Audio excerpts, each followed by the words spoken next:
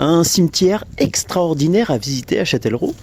Je te fais découvrir aujourd'hui, en cette journée des défunts, le cimetière Saint-Jacques, un lieu pas comme les autres, en plein cœur de la ville de Châtellerault.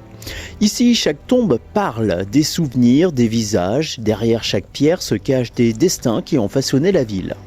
Ouvert en 1804, ce lieu abrite les grandes figures de Châtellerault. Comme Aramburu, le photographe du 19e siècle, avec sa tombe étonnante représentant le mont Ararat et sa photo gravée dans la pierre. Un monument à la fois poétique et symbolique.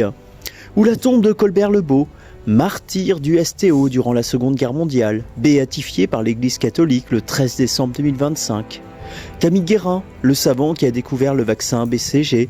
Une plaque rappelle qu'en 1961, l'Argentine a rendu hommage à ce héros qui a sauvé tant de vies.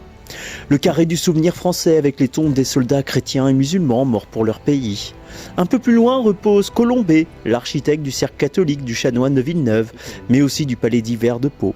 Et bien sûr, de nombreux maires, Pierre Abelin, le carré des Crozets, le mausolée de la famille de la Fourchadière, et Paul Proat, cet industriel, banquier et maire de Châtellerault qui nous a laissé un héritage bien vivant, la mairie actuelle avec sa cloche qui porte son prénom, Pauline. Et bien sûr, je n'oublie pas l'abbé Bois-l'Abeille, dont la tombe semble encore en prière. On lui doit notamment la rénovation complète de l'église Saint-Jacques au XIXe siècle et son carillon. Alors non, le cimetière Saint-Jacques n'est pas un lieu figé.